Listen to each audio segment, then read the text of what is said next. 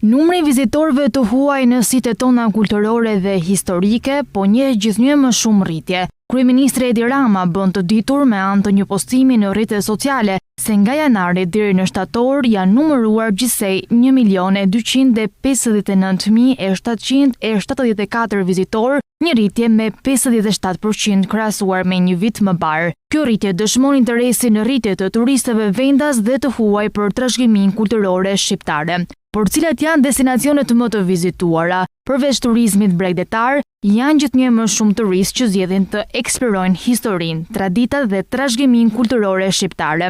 Sipas shifrave, Parku Arkeologjik Butrinj renditet i pari, duke tërhequr turistë nga gjithë bota me 257.670 vizitorë. Mëtej, Kalaja e Gjirokastrës, pjesë e trashëgimisë botërore, ka regjistruar 253.407 vizitorë. Parku Arkeologjik Shkodër ka mirëpritur 150.927 turistë. Muzeu Kombëtar Gjergj Kastrioti Skënderbeu vijon të jetë një nga atraksionet kryesore kulturore, veçanërisht për vizitorët që dëshirojnë të njihen me historinë e rezistencës shqiptare ndaj perandorisë osmane, ku ka regjistruar 147.178 vizitorë, si dhe Parku Arkeologjik i Apolonisë ka numëruar 109.669 vizitorë. Turizmi është kthyer në aktivitet gjithvjetor. Rritja e numrit të turistëve tregon se turizmi kulturor po merr një rol gjithnjë më të rëndësishëm në zhvillimin ekonomik dhe promovimin e imazhit të vendit tonë në botë.